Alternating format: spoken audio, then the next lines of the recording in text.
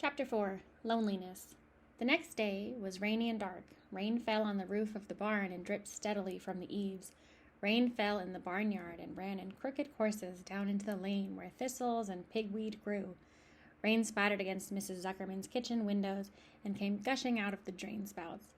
Rain fell on the backs of the sheep as they grazed in the meadow. When the sheep, tired of standing in the rain, they walked slowly up the lane and into the fold.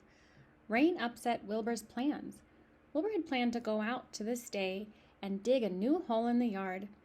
He had other plans too. His plans for the day went something like this: breakfast at 6:30, skim milk, crusts, middlings, bits of donuts, wheat cakes with drops of maple syrup sticking to them, potato skins, leftover custard, pudding with raisins, and bits of shredded wheat.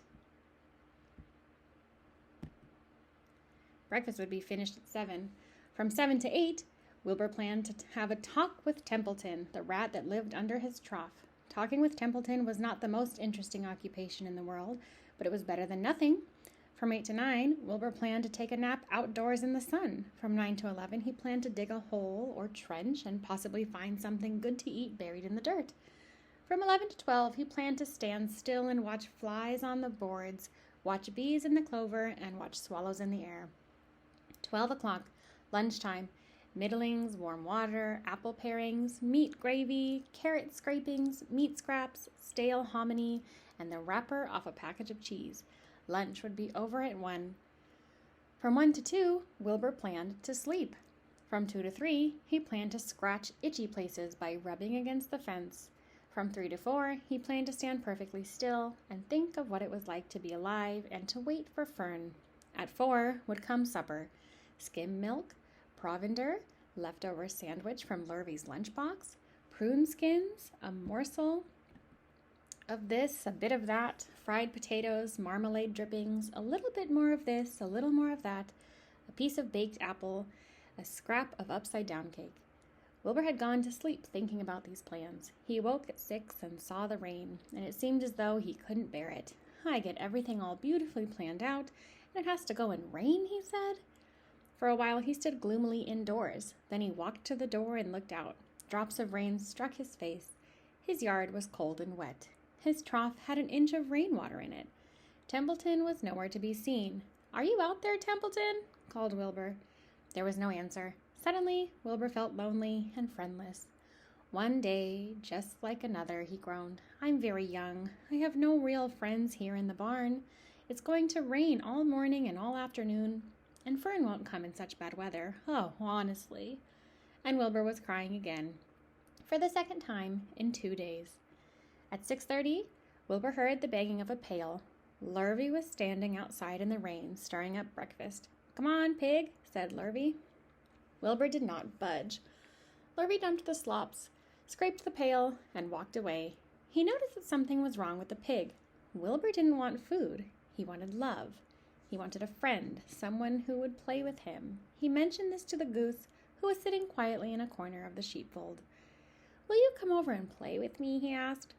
"Sorry, Sonny, sorry," said the goose. "I'm sitting on my eggs, 8 of them. Gotta keep them toasty warm. I have to stay right here. I'm no flibberty-ibberty-gib. But I do not play where there are eggs to hatch. I'm expecting goslings." "Well, I didn't think you were expecting woodpeckers," said Wilbur bitterly. Wilbur next tried one of the lambs. "Will you please play with me?" he asked. "Certainly not," said the lamb. "In the first place, I cannot get into your pen, as I am old enough to jump over the fence. In the second place, I am not interested in pigs. Pigs mean less than nothing to me." "What do you mean, less than nothing?" replied Wilbur. "I don't think there is any such thing as less than nothing. Nothing is absolutely the limit of nothingness. It's the lowest you can go. It's the end of the line. How can something be less than nothing? If there were something that was less than nothing, then nothing would not be nothing. It would be something, even though it's just a very little bit of something. But if nothing is nothing, then nothing has nothing that is less than it is." "Oh, be quiet," said the lamb. "Go play by yourself. I don't play with pigs." Sadly, Wilbur lay down and listened to the rain. Soon he saw the rat climbing down a slanting board that he used as a stairway. "Will you play with me, Templeton?" asked Wilbur. Play, said Templeton, twirling his whiskers. Play? I hardly know the meaning of the word. Well, said Wilbur, it means to have fun, to frolic, to run and skip and make merry. I never do those things if I can avoid them, replied the rat sourly. I prefer to spend my time eating, gnawing, spying, and hiding.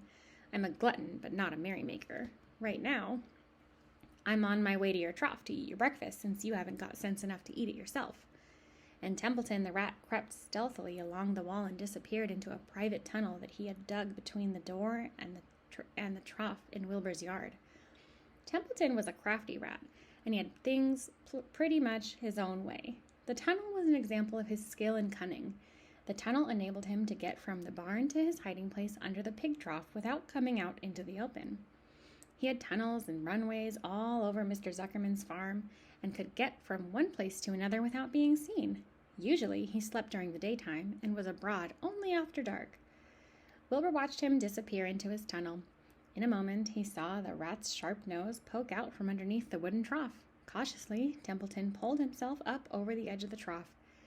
This was almost more than Wilbur could stand. On this dreary, rainy day, to see his breakfast being eaten by somebody else. He knew Templeton was getting soaked out there in the pouring rain, but even that didn't comfort him. Friendless, dejected, and hungry, he threw himself down in the manure and sobbed. Late that afternoon, Lurvy went to Zuckerman. I think there's something wrong with that pig of yours. He hasn't touched his food. Give him 2 spoonfuls of sulfur and a little molasses, said Mr. Zuckerman. Wilbur couldn't believe what was happening to him. When Lurvy caught him and forced the medicine down his throat, this was certainly the worst day of his life. He didn't know whether he could endure the awful loneliness any more. Darkness settled over everything. Soon there were only shadows and the noises of the sheep chewing their cuds, and occasionally the rattle of a cow chain up overhead. You could imagine Wilbur's surprise when out of the darkness came a small voice he had never heard before. It sounded rather thin, but pleasant. Do you want a friend, Wilbur? It said. I'll be your friend. I've watched you all day, and I like you. But I can't see you, said Wilbur, jumping to his feet. Where are you, and who are you? I'm right up here, said the voice. Go to sleep. You'll see in the morning.